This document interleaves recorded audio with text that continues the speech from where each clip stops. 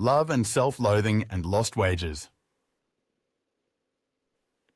Hi-ho, it's off to work I go. Only in a freaking Disney cartoon could people actually be happy about going to work, especially in a mine where you may just die slowly of the black lung after years or decades of servitude to a multinational mining corporation owned by the richest of the rich. Or perhaps you'll die quickly, crushed to death in a collapse thanks to mankind's greed for gold, diamonds and other precious metals as we dig deeper and deeper into the earth to pry them out. Or the toxic gases might get to you. Nowadays it seems cheap labour is the modern-day equivalent of sending in a canary underground to see if it's safe to work there. In China, something like 20,000 people are killed every year in the mining industry. Then there's the issue of conflict diamonds and the knowledge that though South Africa has its independence and black folks work at the mines, it's still the whites that own most of the natural resources. I wonder if these are the kinds of things that the dwarves ponder as they head off to work. Let's face it, they were probably nailing Snow White 7 at a time, quickies before the job and hours of fun afterwards. It's the only explanation I can provide for people leaving for hard manual labour with a smile on their lips and a song in their hearts. In the real world, that is the shit I have to put up with. It's just a long, arduous grind full of bitching, moaning, whining and swearing. And that's just me as I drive to the other side of the car park on busy nights where the old farts have taken all the good parks.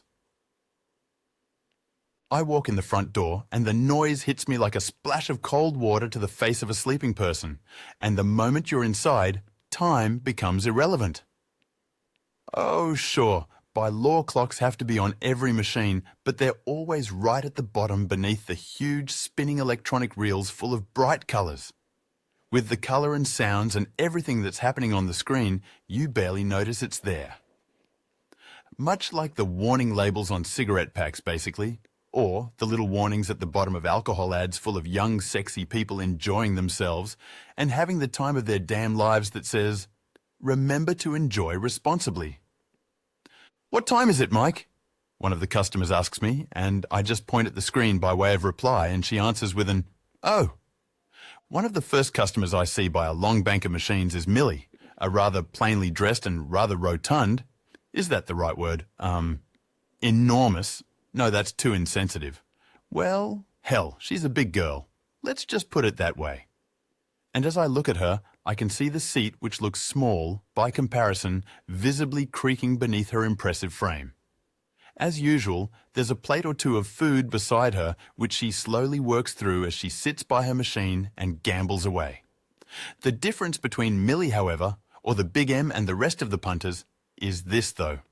She'll spend thousands in one day and win big, which the others complain about. But she's still losing far more than the rest of them night after night. As I approach Millie, she's just slipped yet another 50 in, and she looks up at me from beneath her huge and rather unfashionable-looking sunglasses. "Hi, Mike," Millie begins, and shortly after we exchange pleasantries, she launches into her favourite topic, that being how all the other customers are watching her all the time. "You've got to be careful, especially on the bingo nights, because these other women will take your machine if you're not careful, even if you put a reserve sign on it." Like Vula, Millie has this sense of entitlement. Hell, all of them do. It's as if the act of them putting a few bucks into one of these monsters somehow makes it theirs. "Could you bring me a green tea, please, Mike?" Millie instructs me. "I need something to drink, and then I have to have something sweet to get my sugar up because of my diabetes. I haven't been feeling the best the past few days. My doctor says," and I tune out pretty much at this point for a number of reasons. Number one, because, just like the rest of the punters, she's just a collection of health problems and concerns, albeit provided by a much more expensive doctor, no doubt. But more importantly, since I'm not in her will, I have no incentive to care how her health is or how much time she has left. Suffice it to say, management doesn't provide half the amount of food they do to the other mug punters that they give to the Big M, but of course, they do it all out of love. They really, really, really love her money. And we always kill the thing we love now, don't we? Some do it by smothering with gifts and affection to hide their own insecurities at possibly losing the object of says affection. We do it with large amounts of fatty and sugary foods that we serve to the big M in order to keep her happy, and so that she doesn't leave her machine for a meal or a drink. When someone's spending $50 a minute, every minute counts. Millie slips me a $5 as she pats me on the back, and so, of course, I'm more inclined to go get her drink straight away behind the bar as opposed to half an hour later after forgetting about it completely. Now that's 5-star service. Shortly after this exchange, I make Millie's drink behind the bar and bring it to her. Then she thanks me and returns her attention to the screen once more, and I begin my tour of duty by walking around the machines, cleaning up and occasionally talking to the rabble and riff-raff when I absolutely positively have to. Since 99.9% of the mug punters here don't tip any of us most of the time whether they're winning or not, the service they receive is hardly on par with the amount of ass-kissing and general flattery that we provide to the big M. You get what you pay for? Hey, bloody oath you do.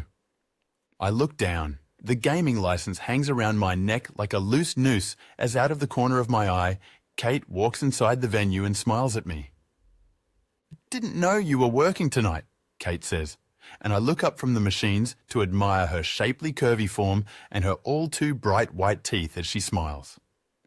George called me an hour before I needed to start, and I need the cash, I reply, as I look her over and smile back, trying to relax and trying to be comfortable, but her beauty is daunting and intimidating.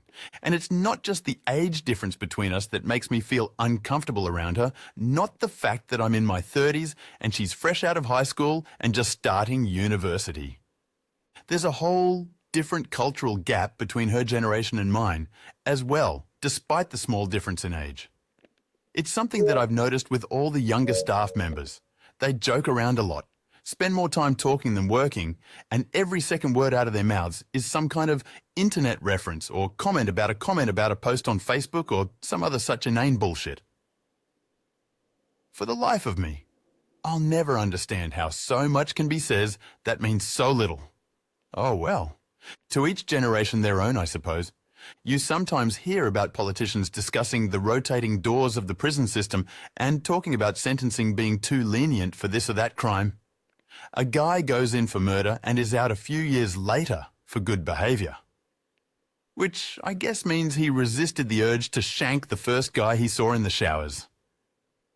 But it's funny how you never hear about the rotating doors in hospitality.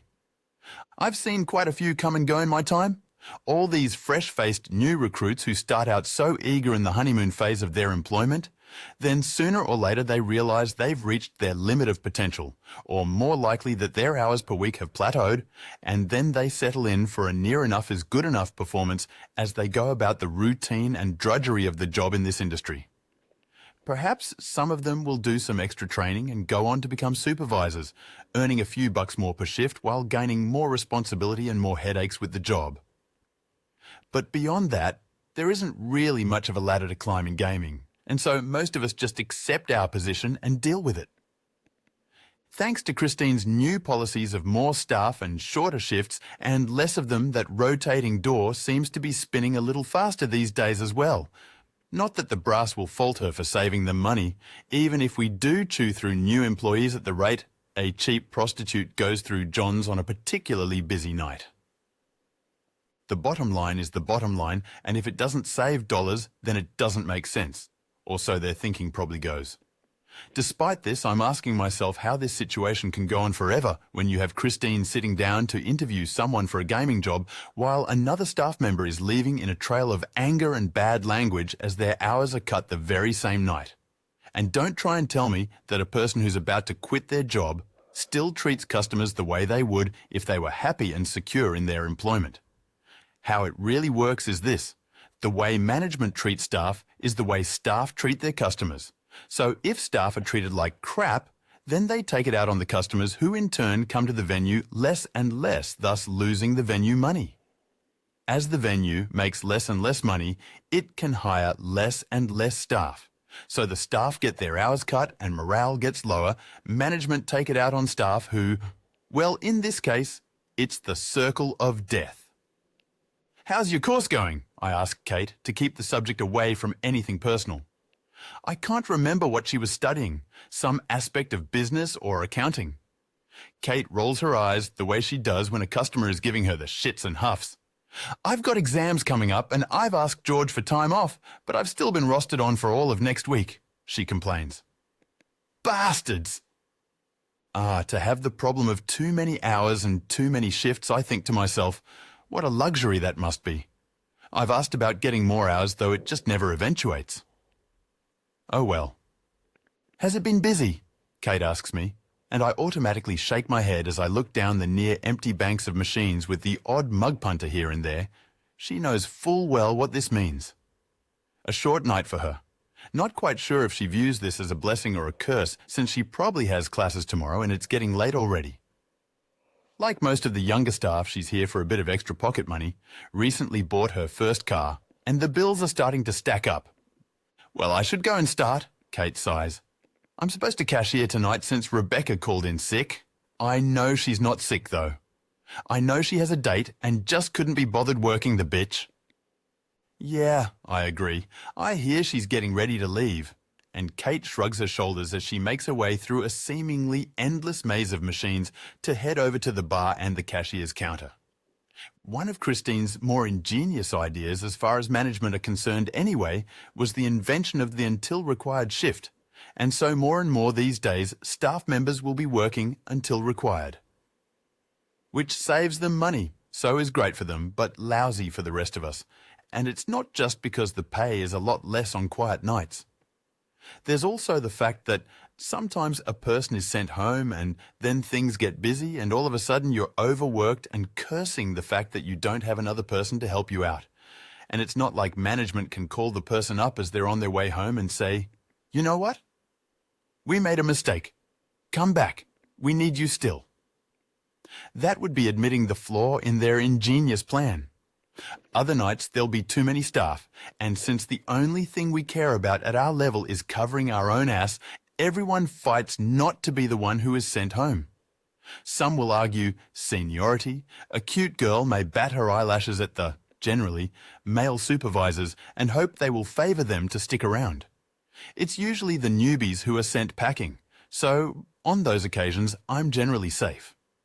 One of the more difficult parts about working with people younger than you, females in particular, is having a cute young woman like Kate beside me and A, not knowing what to say to her because we're at work, and B, never having alone time with her or privacy since there are always customers at the bar wanting their free cappuccino or at my cashier's desk wanting to change money and cash in their winnings. And if they're not annoying enough, then a manager or supervisor will generally always be hovering around as if they've been sent on a personal mission to make your life miserable by a particularly vengeful deity. Somehow I doubt I'm Kate's type, since the young girls here typically end up going out with the guys who work in functions all around the club outside of gaming or in the many bars dotted all over the place. The office Christmas party is notorious for hookups and breakups, and the young ones seem as fast in changing their relationships as they do in switching careers. A revolving door of love, lust and loss, you might say. For me, the dating world is as full of disappointment as the average night's play here for the mug punters, who actually think they'll get back what they put in because they deserve it. It's not that I don't try, mind you, it's just that I've become somewhat cynical about the whole thing and indifferent to the process as a whole. I've never been a fan of club music really, and if I wanted bright lights, noise, whistles, being crowded by groups of people that piss me off and overpriced booze, I can always go to the casino, or to work for that matter. And unlike Kate, Rebecca, or the other young girls at work, I don't need 5,000 online friends to convince myself I have a life. I've never had a huge social circle around me, and being a bit of a gamer, nerd, doesn't help either. It means I'm generally on the internet dating sites, which I'm about as hopeful of getting a decent date there as someone hanging around a brothel is of getting into a meaningful relationship. But Like a moth to a flame or a battered wife to a guy with a bat, I seem to keep going back there for lack of a better alternative.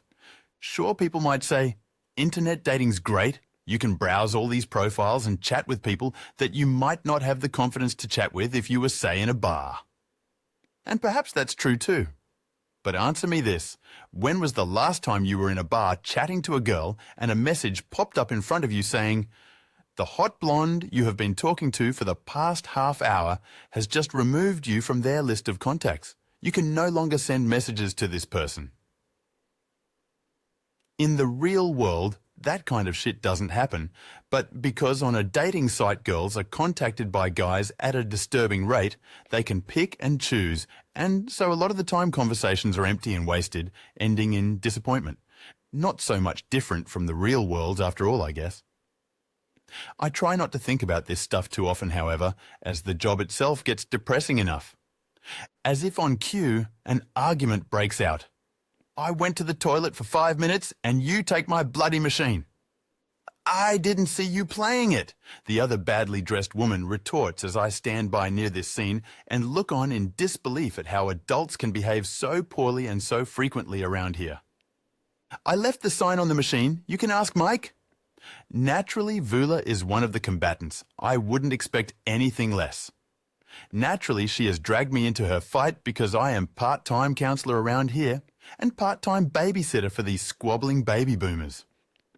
I look at the machines and all around them and everywhere I see the same objects, little flimsy plastic cups, flimsy plastic reserve signs.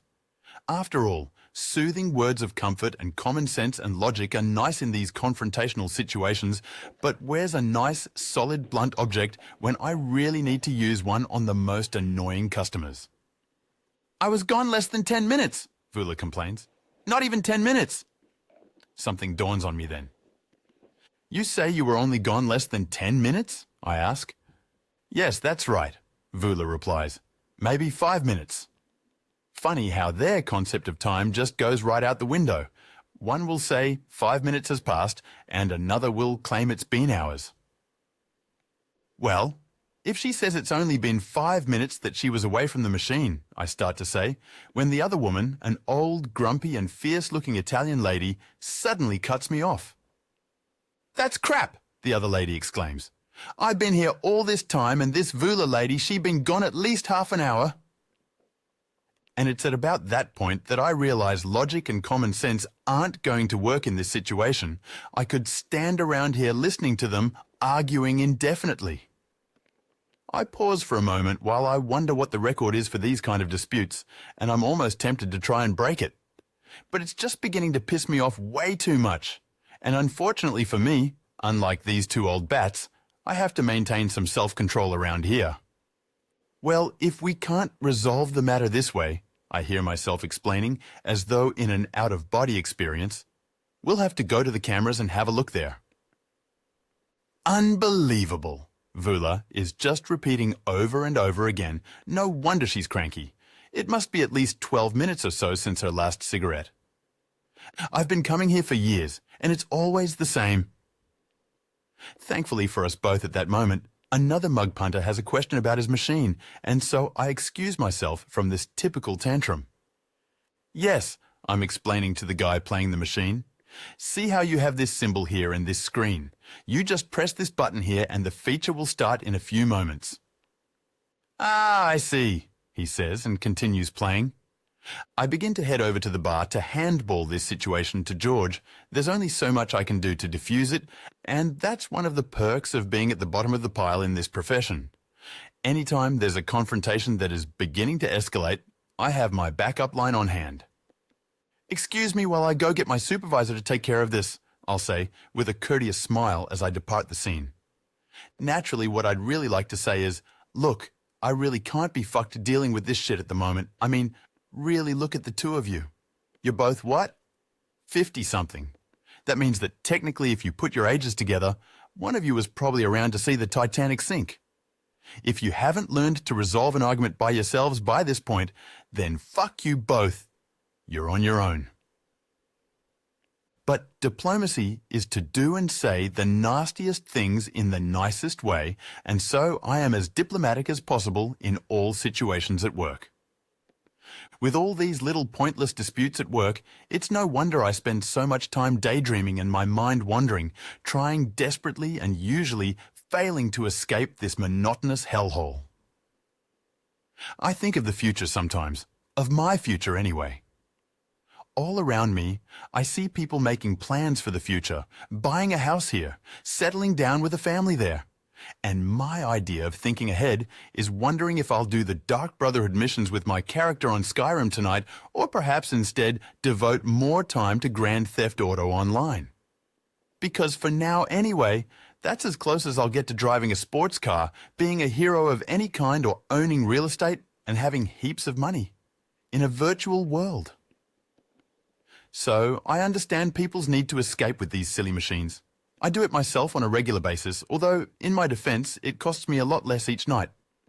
Cost of electricity and cost of a game you play for months or years versus the money they put in each night for their entertainment.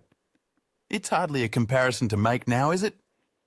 TV ads will try and convince us that gambling is fun and exciting the same way they did with cigarettes a generation ago, but it's all just an escape from the mundane day-to-day of modern life.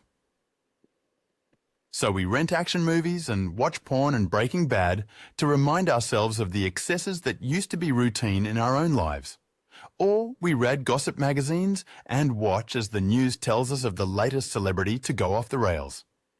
Well, no, she shouldn't have done that, I overhear George saying to try to placate an emotional Vula as she is still complaining about her argument earlier.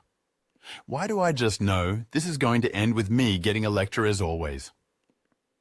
After George has left, I approach Vula and offer to make her a coffee. I'll have a skinny cappuccino with 2 sweeteners, she tells me. I still can't believe that woman. She knows I was playing that machine.